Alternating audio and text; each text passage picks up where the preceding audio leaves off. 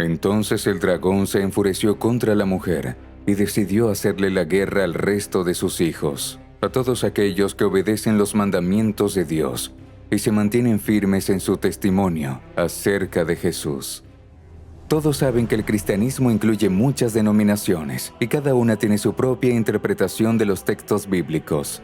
Uno de los temas más importantes que ha dividido al cristianismo en varios grandes grupos es la actitud hacia la ley de Dios.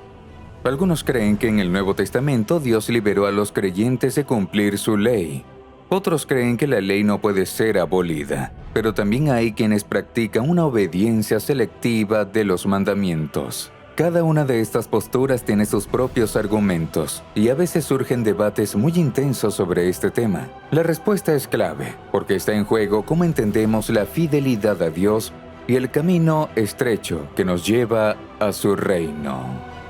Hoy descubrirás cuál es el único texto de la Biblia que Dios escribió con su propia mano y por qué. ¿Por qué Dios formó al pueblo de Israel y qué tiene que ver con eso la entrega de la Torá? ¿Acaso Jesús dejó solo 2 mandamientos en el Nuevo Testamento y anuló todos los demás? ¿Se conocía la ley antes de Moisés? Y si no, ¿qué guiaba a las personas para distinguir entre el bien y el mal? ¿Por qué el apóstol Pablo se opuso a la ley? ¿O realmente fue así? ¿Qué nos dice la Biblia sobre la nueva creación? ¿Y por qué el Evangelio no puede existir sin la ley de Dios? Vamos a descubrirlo. Hola amigos, en mis videos a menudo he hablado de la agresividad excesiva que algunos de nosotros, como seguidores de Jesús, mostramos hacia quienes expresan ideas que no coinciden con su única interpretación correcta de las Escrituras. Eso se nota en los comentarios bajo los videos que tengo que leer. Y lo más triste es que, por lo general, no se citan versículos de la Biblia, sino más bien todo tipo de insultos y etiquetas. Lamentablemente, he escuchado muchas veces a cristianos hablar mal uno de otros al discutir sobre la ley. Claro, se puede debatir sobre muchas cosas, pero aquí hablamos de ese tema en particular. Así que amigos, a continuación vamos a profundizar en las Escrituras y hablaremos de cosas que no son muy populares. Así que si esto te incomoda y no puedes controlar tus emociones cuando alguien dice algo distinto a lo que tú crees sobre la Biblia, Dios o el mundo, te recomiendo seriamente que cierres este video ahora mismo sin alterarte y cuides tu estabilidad emocional. Pero para quienes siguen aquí, nos espera un viaje que puede cambiar la manera en que ven la Biblia.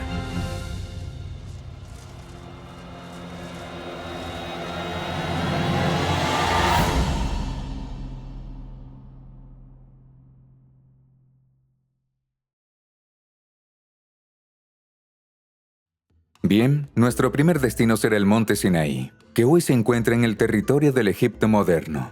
Muchos hemos escuchado que la Biblia es llamada la palabra de Dios, pero al decirlo, debemos aclarar que fue escrita por personas comunes que recibieron una inspiración especial del Espíritu Santo. Esto no le quita valor ni autoridad a la Biblia, pero sí significa que Dios no la escribió con su propia mano. Por ejemplo, los musulmanes creen que el Corán tiene un origen divino y que su versión original está en el cielo. Hoy no vamos a entrar en si eso es cierto o no. Pero lo que sí sabemos es que la historia de la Biblia es distinta, ya que es el resultado de una relación cercana entre Dios y el ser humano. Por eso podemos decir que este libro tiene más de 40 autores y al mismo tiempo un solo autor por encima de todos, el Espíritu Santo. Pero presta atención, la Biblia sí contiene un pasaje que fue escrito directamente por Dios, y eso ocurrió en el monte Sinaí. En Éxodo capítulo 31, leemos: Cuando el Señor terminó de hablar con Moisés en el monte Sinaí,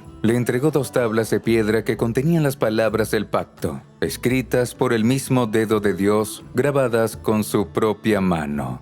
Y en el siguiente capítulo encontramos un detalle importante. Estas tablas eran obra de Dios, y las palabras en ellas estaban escritas por Él mismo. En esas tablas de piedra, Dios escribió los famosos 10 mandamientos que son la base de su ley.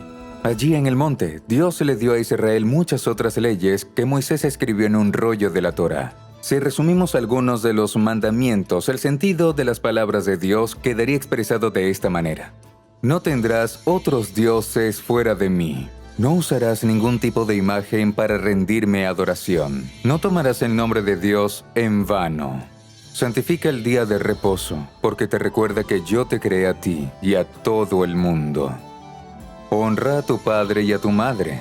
No mates, no adulteres, no robes, no mientas, no codicies lo que le pertenece a tu prójimo. Puedes encontrar el texto completo de los mandamientos en Éxodo capítulo 20, versículos del 1 al 17. Debo admitir que siempre me he preguntado por qué Dios confió en Moisés para escribir sus mandamientos y luego decidió él mismo hacerlo. Al parecer, en su escala de valores, no son lo mismo. Por eso Dios quiso transmitir los 10 mandamientos con total precisión, sin permitir ni el más mínimo error en una palabra o una letra. Es más, consideró tan importante comunicarlos correctamente a su pueblo que lo hizo 2 veces. Esto ocurrió porque Moisés rompió las primeras tablas en un momento de ira, al ver a su pueblo adorando el becerro de oro. Una vez más, el Señor escribió los 10 mandamientos en las tablas y me las entregó. Eran las mismas palabras que el Señor les habló desde el fuego, el día en que estaban reunidos al pie del monte. Así, en el Sinaí, Dios escribió con su propia mano el texto 2 veces. Es el único caso en toda la Biblia. Difícilmente se puede dudar de que lo que escribió tiene un significado especial. Pero como veremos a continuación, el plan de Dios iba más allá de simplemente escribir su ley en tablas de piedra.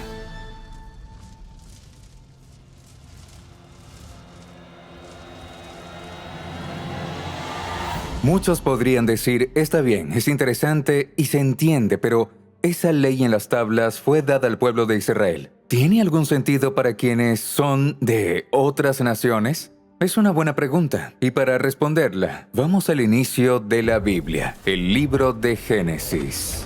Desde los primeros capítulos leemos cómo Dios creó un mundo hermoso, sin fallas, sin enfermedad, sin pecado y sin muerte. Pero en el capítulo 3 todo cambia radicalmente. Adán y Eva escuchan a la serpiente y rompen el único mandamiento que Dios les había dado. No coman del árbol del conocimiento del bien y del mal. Como resultado, son expulsados del jardín del Edén y la realidad que los rodeaba se quiebra. Pero no fue sino hasta años después que pudieron comprender la magnitud del daño, cuando su hijo mayor, Caín, mató a su hermano menor, Abel. Todo indica que el problema principal estaba en el interior del ser humano, que había sufrido un cambio profundo. Lo interesante es que Dios entonces se dirige a Caín y lo acusa de asesinato, lo cual viola el 6º mandamiento. Pero el Señor le dijo, ¿qué has hecho? Escucha. La sangre de tu hermano clama a mí desde la tierra. Ahora serás maldito y expulsado de la tierra, que se tragó la sangre de tu hermano. Pero ¿es justo acusar a alguien de romper una ley que no conoce o que ni siquiera existe? ¿De verdad Dios castigaría por cruzar límites que no había establecido antes para el ser humano?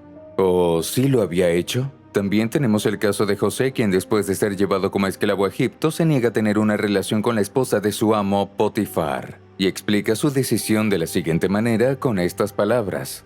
¿Cómo podría yo hacer algo tan malo? Sería un gran pecado contra Dios. Entonces, ¿cómo sabía José que era pecado y que no, si la ley no fue dada a Moisés hasta siglos después? La propia Biblia nos da la respuesta. Todo el que peca quebranta la ley, porque el pecado es transgresión de la ley de Dios. La palabra transgresión, en griego anomía, significa ausencia de ley. De aquí entendemos algo claro. Es imposible comprender el pecado sin los mandamientos de Dios. Por eso acerca de Abraham, quien vivió 400 años antes de Moisés, Dios dice, Abraham me obedeció y cumplió todos mis mandatos, mis mandamientos, mis estatutos y mis instrucciones. ¿Acaso Dios tenía una ley distinta para Abraham que la que luego escribiría con su dedo? También podemos recordar brevemente la época de Noé, cuando la maldad de las personas alcanzó tal nivel que Dios se vio obligado a ejecutar juicios sobre ellas mediante un gran diluvio. Pero según los principios de justicia, no puede haber ningún juicio sin antes no existe una ley que lo sustente. Así que, al analizar estos episodios del Génesis, tú y yo podemos ver con claridad que la ley de Dios ya existía en un tiempo en que aún no había ni Moisés ni el pueblo de Israel, y que incluso había consecuencias por violarla, como en el caso de Caín o en el diluvio. Vale la pena reconocer que la Biblia no explica con exactitud cómo se transmitía el conocimiento de la ley de Dios entre las personas. Sin embargo, esto no cambia los hechos que acabamos de ver. Es posible que esta enseñanza se conservara y se transmitiera de forma oral dentro de cada familia, de generación en generación. Y no era tan difícil, porque las primeras personas vivían mucho más que nosotros y podían instruir incluso a sus tataranietos.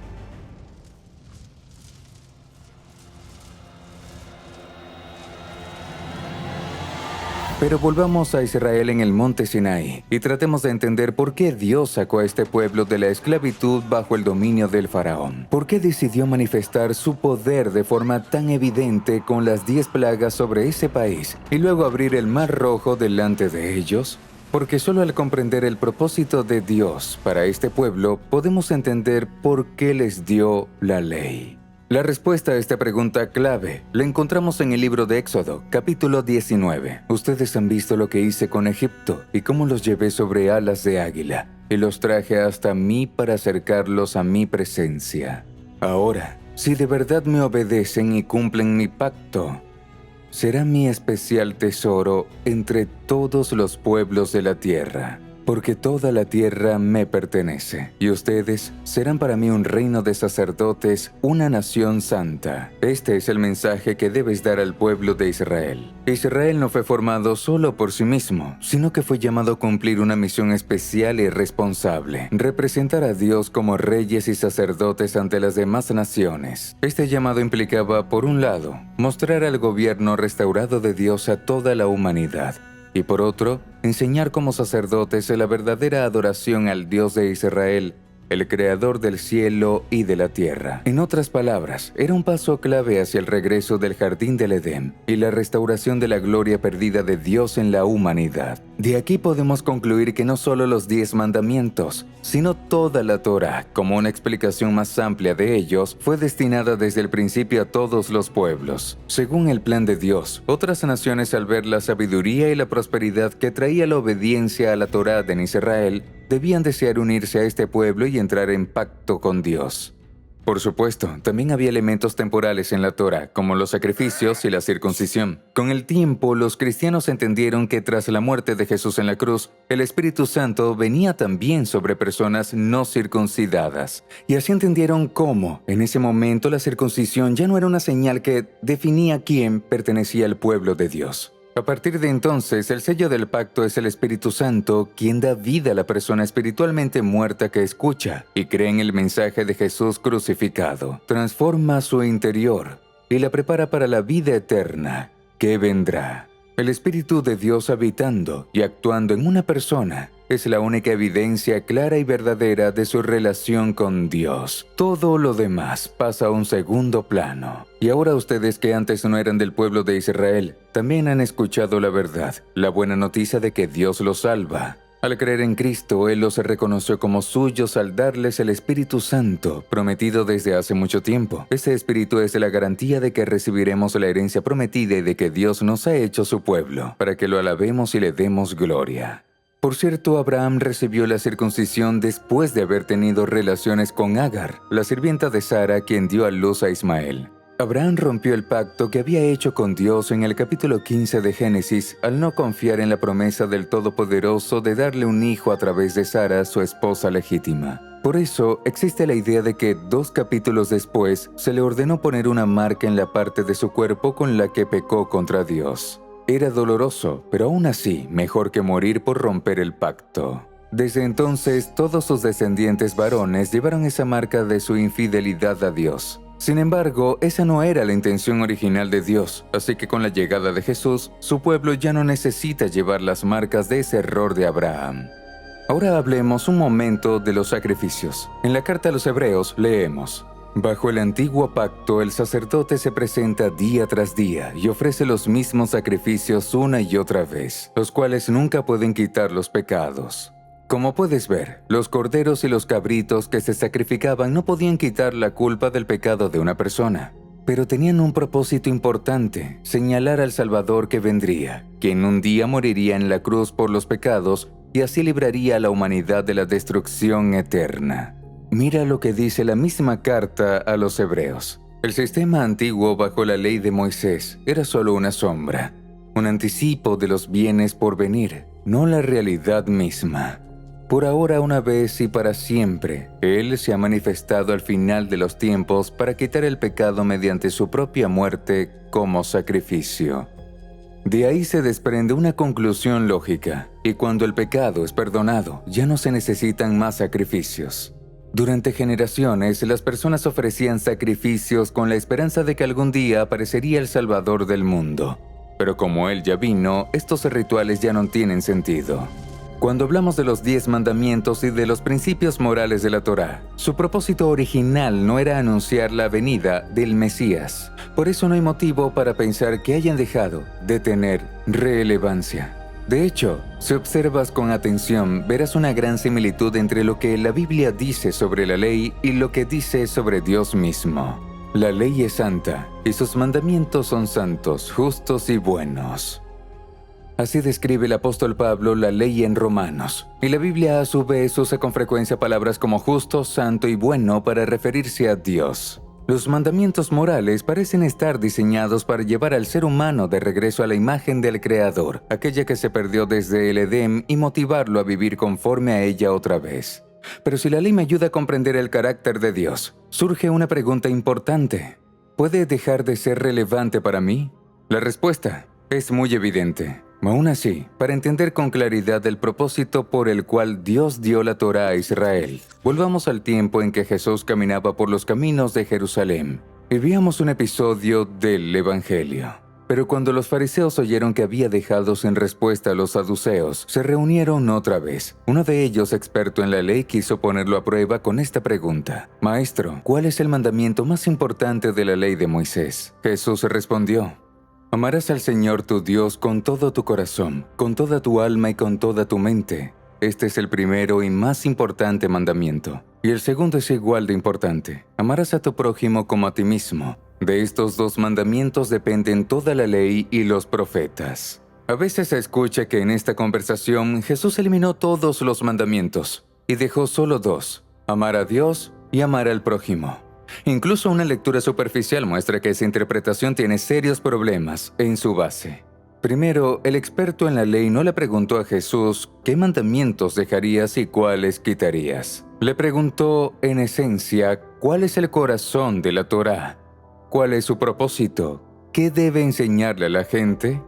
Jesús respondió: el propósito de la Torá es enseñarte a amar a Dios y a tu prójimo como a ti mismo. Ese es el fundamento de todos los mandamientos.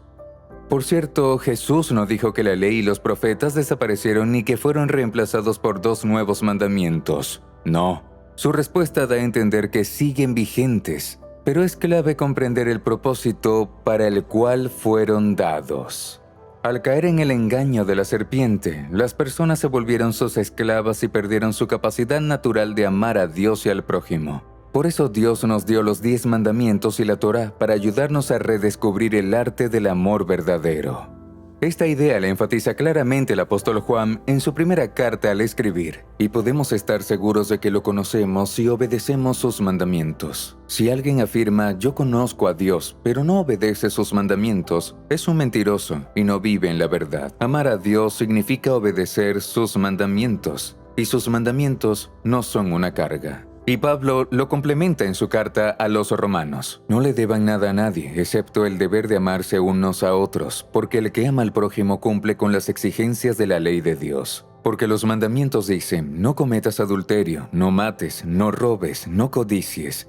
Estos y otros mandamientos se resumen en uno solo: ama a tu prójimo como a ti mismo. El amor no le hace daño al prójimo, así que el amor cumple con las exigencias de la ley de Dios. Así que el verdadero propósito de los 10 mandamientos, así como del resto de la Torá, es enseñarnos el amor sincero y genuino que fue revelado plenamente al mundo en Jesucristo. En resumen, la Biblia nos muestra claramente que Dios es amor y que todo lo que hace nace de ese amor. Cuando Dios creó el mundo y al ser humano, puso el principio del amor en el centro de nuestra existencia. Adán y Eva no pensaban en eso, porque el amor fluía de ellos de manera natural. Pero cuando pecaron, descubrieron que ya no podían amar como antes. Por eso necesitaron una guía más clara que les mostrara de manera concreta cómo amar a Dios y al prójimo. Y Dios diseñó para ellos una guía universal que les recordara constantemente cómo relacionarse con Él y con los demás, para que todos pudieran vivir plenamente. Esa guía son los 10 mandamientos, que se convirtieron en la base de toda la parte legal de la Torá.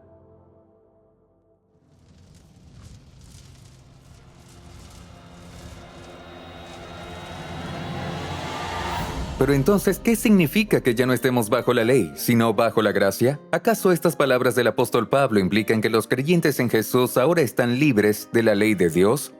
Es una pregunta importante, pero antes de responderla con claridad y detalle, leamos este pasaje de la carta a los romanos. No permitan que ninguna parte de su cuerpo se convierta en instrumento del mal para el pecado. Más bien usen todo su cuerpo para hacer lo correcto y dar gracias a Dios. El pecado ya no es su amo, porque ya no viven bajo la ley, sino bajo la libertad de la gracia. Aquí parece haber una contradicción, porque ya vimos que la Biblia llama pecado a la transgresión de la ley de Dios. Sin embargo, Pablo dice que no debemos permitir que el pecado gobierne nuestra vida, y como razón afirma, no están bajo la ley, sino bajo la gracia. Este fragmento es bastante denso en su contenido. Sin embargo, nos servirá una breve inmersión en el contexto histórico del apóstol Pablo. La expresión estar bajo la ley o bajo la Torá era usada por los judíos devotos de la época del Segundo Templo para distinguirse de otros pueblos que no creían en un solo Dios. No encontramos esta expresión en los libros del Antiguo Testamento. Estar bajo la Torá es estar bajo su autoridad, obedeciendo todos sus mandamientos y separándose de los gentiles para no contaminarse. Por eso, en otro pasaje, Pablo usa la misma expresión para mostrar que la necesidad de justificación delante de Dios de los judíos no es amor que la de cualquier otra persona. Pero aquí Pablo usa esta expresión para hacer un punto especial. Si quieres vivir una vida libre, necesitas ir más allá de la autoridad de la Torá, es decir, más allá del Israel étnico, ya seas judío de nacimiento o un prosélito temeroso de Dios. La circuncisión no ayudará, y aquí está el motivo. En otro tiempo viví sin comprender la ley, pero cuando conocí el mandamiento de no codiciar, el poder del pecado cobró vida y yo morí. Descubrí que los mandamientos de la ley que debían darme vida trajeron muerte espiritual. El pecado se aprovechó de ellos, me engañó y los usó para darme muerte. Cabe señalar que para el apóstol Pablo, el pecado no es simplemente una violación de la ley de Dios, sino una fuerza oscura e inteligente capaz de tentar, esclavizar e incluso conducir a la muerte. Si analizamos la situación con mayor profundidad, descubrimos una sorprendente similitud entre la forma en que el pecado usa la ley para llevar a Pablo a la muerte y la serpiente en el jardín del Edén que también usó el mandamiento para conducir a la destrucción a Adán y Eva. Con base en esto, algunos intérpretes ven el pecado no solo como un concepto abstracto, sino como Satanás. Sea como sea, el pasaje que leímos, al igual que todo el capítulo 7 de Romanos, nos muestra con bastante claridad en qué consistía el problema con la Torá y los 10 mandamientos. Así que el problema no está en la ley, porque es espiritual y buena. El problema está en mí porque soy humano y esclavo del pecado. Este texto nos muestra que el problema no era la ley en sí, sino que las personas se volvieron esclavas del pecado por decisión propia. Y por eso, el pecado usa los mandamientos para tentarnos y llevarnos a la condenación de la ley de Dios. Una vez más, nos encontramos con un problema que el apóstol Pablo describe como el fenómeno de la carne. Este término se refiere al estado interior del corazón humano, que se rebela contra nuestro Creador y pasa por alto sus mandamientos. Y este problema es común a toda la humanidad. Según Pablo, dentro de Israel el pecado no era menor, sino incluso mayor, ya que comenzó a usar la Torá en contra del propio pueblo de Dios. Cuando el corazón carnal recurre a la Torá buscando ayuda, siempre recibe una condena inevitable. Eres culpable. Así que cuando Pablo dice que ya no estamos bajo la ley, enseguida añade que el pecado no debe tener poder en nuestra vida. Lo que quiere decir es que la muerte y resurrección de Jesús renovaron nuestra naturaleza y nos liberaron de la condena de la ley, no de obedecer sus mandamientos. La diferencia es enorme. Éramos culpables y estábamos espiritualmente muertos, camino a la destrucción total, pero ahora eso quedó atrás. Leamos ahora el capítulo 8 de la carta de Pablo a los Romanos, quizás uno de los más impactantes de toda la Biblia.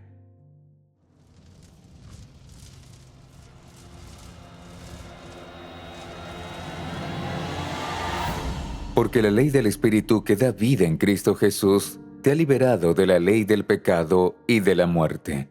Dios hizo lo que la ley no podía hacer, porque estaba debilitada por la carne. Al enviar a su propio Hijo en semejanza de carne de pecado, como ofrenda por el pecado, condenó al pecado de la carne. Aquí usamos solo una de las versiones traducidas de estas profundas palabras del apóstol, pero les recomiendo que en casa comparen el tercer versículo de este capítulo en distintas traducciones de la Biblia. Desde el inicio de la carta, Pablo escribe la condición del mundo desde distintos ángulos. Las personas rechazaron a Dios y adoraron ídolos, y como resultado su mente y su corazón se llenaron de oscuridad. Dios, por su parte, llamó a un pueblo especial y le dio la Torá, que contenía promesas, mandamientos y la historia de su relación con nuestro mundo.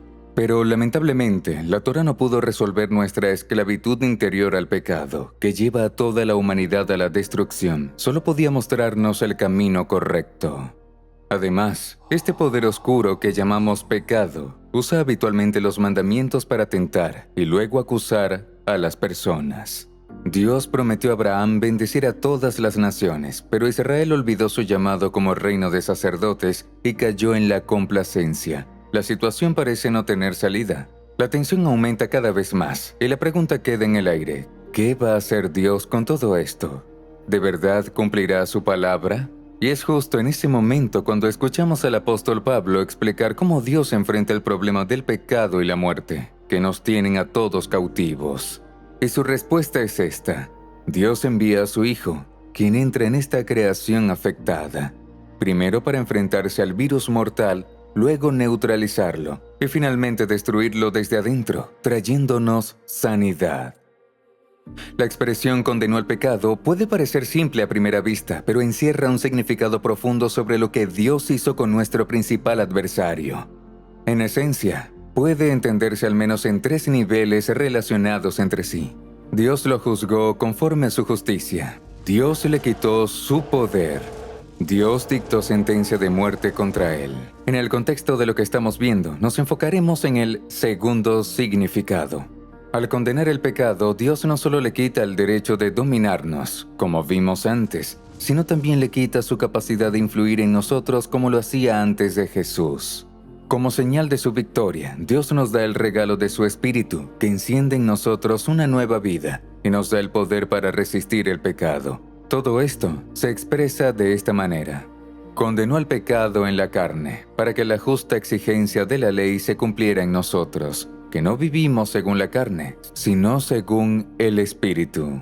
Como ya vimos, la Torá funciona como una explicación ampliada que ayudaba a Israel a aplicar en su vida diaria la ley de los 10 mandamientos. Por eso algunas de sus normas tenían un carácter temporal. Sin embargo, todo lo verdadero y justo que contiene, y especialmente aquello que Dios escribió con su propia mano en tablas de piedra, ahora debe cumplirse en la vida de quienes han recibido el Espíritu Santo. Donde antes había oscuridad, ahora apareció la luz, y brotes de nueva vida comenzaron a abrirse paso entre el gris de la desesperanza de este mundo. Estamos en medio de la enseñanza de Pablo sobre la nueva creación. Así que veamos con más atención lo que dice a continuación. Porque los que viven según la carne, piensen en las cosas de la carne, pero los que viven según el Espíritu, en las cosas del Espíritu. La mente puesta en la carne es muerte, pero la mente puesta en el Espíritu es vida y paz. El apóstol afirma que solo hay 2 caminos: el del Espíritu Santo, que lleva a la vida eterna, y el de la carne.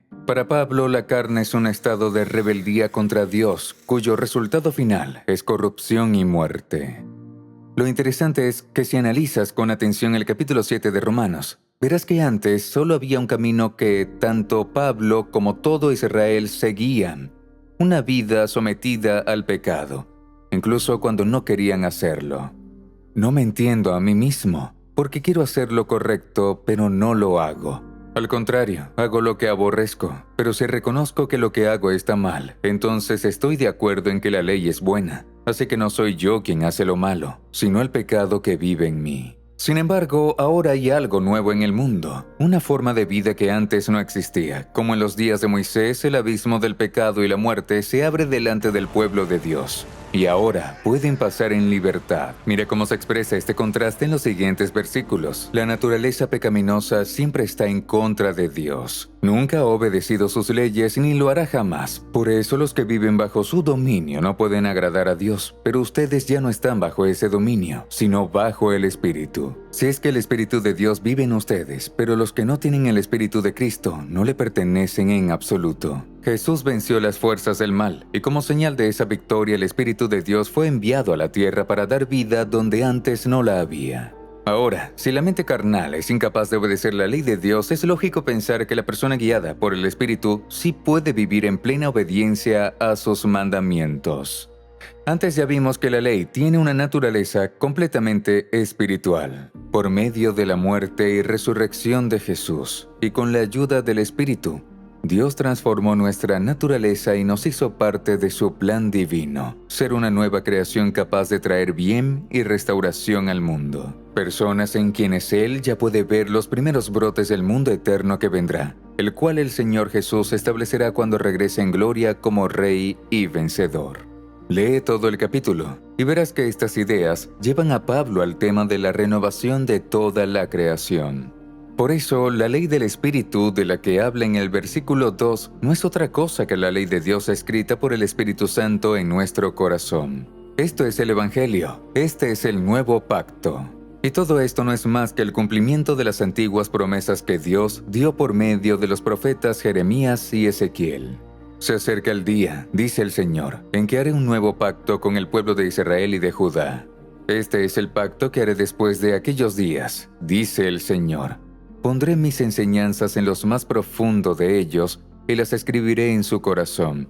Yo seré su Dios y ellos serán mi pueblo. Les daré un corazón nuevo y pondré un espíritu nuevo dentro de ustedes. Quitaré ese corazón duro y obstinado y les daré un corazón sensible y dispuesto. Pondré mi espíritu en ustedes para que sigan mis decretos y obedezcan cuidadosamente mis enseñanzas. Muchas veces el apóstol Pablo pudo ver con sus propios ojos los cambios asombrosos que el Espíritu Santo produce en el corazón de quienes escuchan y creen en la victoria de Jesús sobre el pecado y la muerte.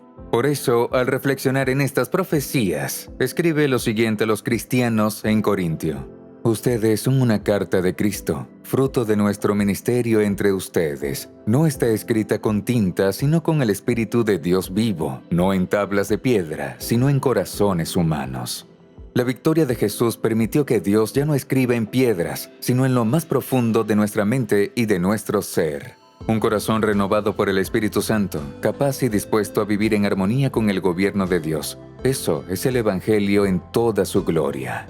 Ahora, amigos, como han podido ver, los mandamientos de Dios en el Nuevo Testamento no solo han sido abolidos, sino que deben quedar escritos en nuestro corazón para que podamos vivir conforme a ellos. Podemos comparar los mandamientos de Dios con señales de tránsito. No solo prohíben y advierten, también señalan el camino hacia un nuevo mundo, más alto y espiritual, fuera del tiempo y la destrucción. Fíjate en estas dos citas interesantes de las cartas de Pablo.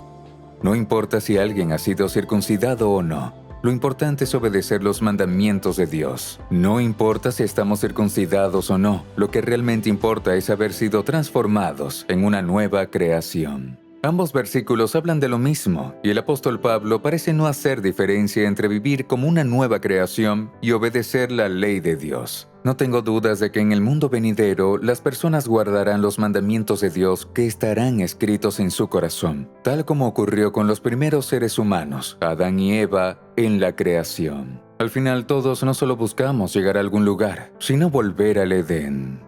En el centro de todo estará el amor, no un amor abstracto, sino un amor sabio, maduro, comprensible y que no hace daño a nadie. Y ese amor debemos empezar a aprenderlo desde ahora, formando un carácter para la eternidad.